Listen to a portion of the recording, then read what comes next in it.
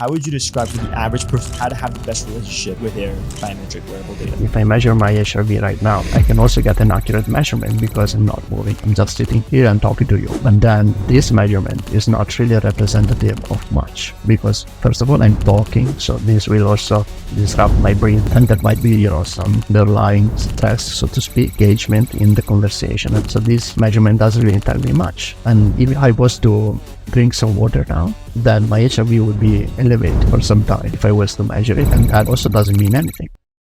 How would you describe for the average person tuning in how to have the best relationship with their biometric wearable data? One important thing is, yes, we have, you have bought a wearable and you're paying your subscription and you have invested in this, but still take a step back. There's a lot in there. Try, I would say, not to try to look at a few things maybe at the time also, and I can give actually some because I've been thinking about this a lot more recently in the context of wearables. Just some pointers on how what to look at with more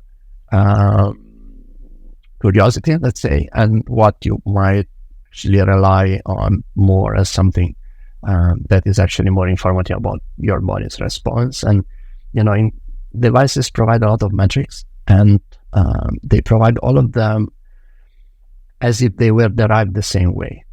So for the user, you do not know, for example, that typically that heart rate or pulse rate is actually measured by the optical sensor that is present in the device, while, for example, oxygen saturation is estimated with mathematical models, and then sleep stages are estimated with even more complex mathematical models that have a much larger error typically.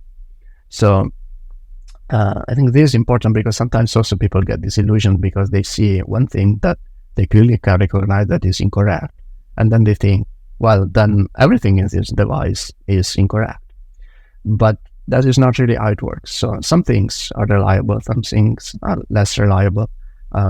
Things that are measured, for example, your heart rate and your HRV and your skin temperature, those tend to be more accurate, at least at rest. So when you sleep, they tend to be good signals. So I would have a look at those more than at what is built on top of that, which could be, again, sleep-related metrics, fitness estimates, calories estimates, and things like that. So when you start to look at your physiology, I think you can start to see how your body responds to the different things you do, which could be informative in different ways in terms of also behavioral change and stress management. So I would start there. I would try not to go really all in.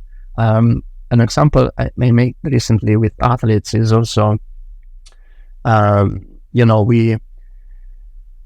we let's say the companies that sell these devices also try to build a bit of this rhetoric that you need to capture all this data 24/7, and that is so insightful.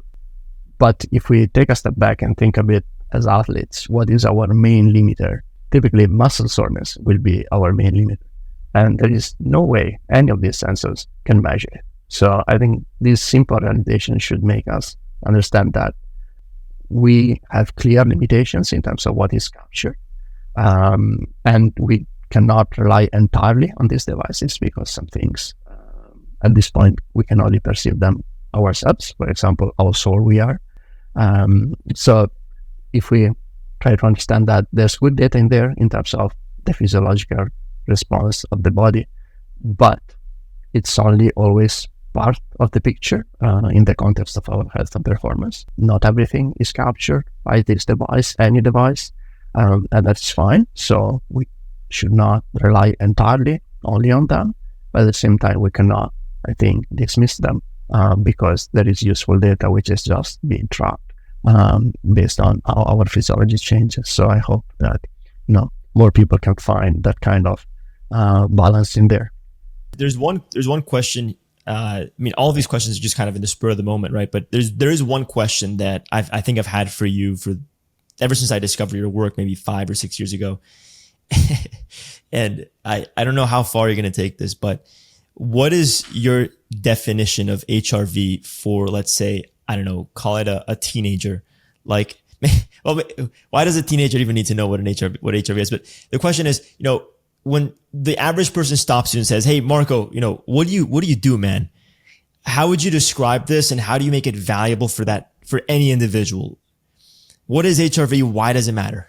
The way I think about HRV is as a proxy of our stress response. So it's, for us, the simplest, most practical way to capture how we respond to stress. And eventually, we all face stressors. So no matter what we do, it could be school, it could be training, it could be, anything in our life.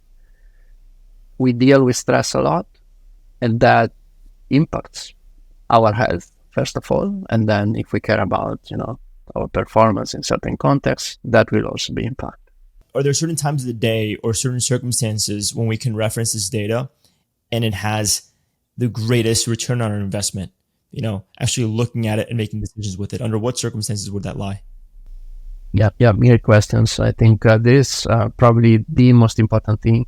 Once we have a good relationship with the data, we still cannot trust the data all the time. It's also tricky because even the data that is measured, for example, heart rate or HRV, there are situations in which the measurement is more accurate, and this is one aspect. But that is not all. So even if you have accurate data, there are moments in which the meaning and the interpretation changes. So in certain situations, the data that you have captured is not only accurate, but also physiologically meaningful. And in a second, we talk about what that means. And in other moments, you still captured accurate data, but it just has basically no physiological meaning in the context of your response to stress. So when we look at wearables, there is the best moment to capture the data is actually how they started, which is during sleep, because you're not moving. So the first thing is that the technology works very well, so it's accurate, because these optical sensors, they are really prone to issues when there is movement during sleep. This is also more meaningful physiologically speaking, because you are measuring at rest. So you get a snapshot of your resting physiology. That's typically hours after stressors. For example, if you were stressed during the day, you exercised during the day, or you were traveling, then you have your dinner, you have your evening, you go to bed, and then you're at rest. And hours have passed from the stressors, and you capture your body's response. So if everything goes fine and you're responding well to stress, your physiology should show that things are pretty much where they were before. So 24 hours before, the night before, you should have similar values. An alternative to this, if you do not have a wearable but you still track your physiology with an app, or again, we make one that you can use to track your physiology with a phone. Others can be linked to an external sensor, chest strap, things like that. You can take a snapshot of your physiology first thing in the morning. This is not different from doing things like measuring your body weight first thing in the morning, right? You do it in a context in which you can do it more or less the same way every day, and before you do things that impact the data. In case of weight, it could be, before you eat or before you exercise. In case of HRV, which is, again, a marker of your autonomic nervous system response to stress. So basically measure also before you do anything else, because anything impacts your autonomic nervous system. So before you exercise, eat, or start thinking about those sort of things that could upset you, or read your social media and things like that. So you wake up, take your measurement. That is also a resting physiology measurement, very similar to a night measurement that you could take as you sleep with a wearable. So in those contexts, the data represents your stress response, and those are, I think, both the ideal moments to capture the data. Because if you measure, for example, if I measure my HRV right now, I can also get an accurate measurement because I'm not moving. I'm just sitting here and talking to you. But then this measurement is not really representative of much, because first of all, I'm talking, so this will also disrupt my breathing and impact the data in a way. Then there might be, some underlying stress, so to speak, engagement in the conversation and things like that. So this measurement doesn't really tell me much. And if I was to drink some water now, then my HRV would be elevated for some time if I was to measure it. And that also doesn't mean anything. It's just that we are looking at things in a moment in which they are not really representative of what we are interested in, which is this stress response. That's why I think really the night or the morning routine are key if you want to assess how our basic, what I would call baseline physiological stress changes over time in response to all the stressors that we face.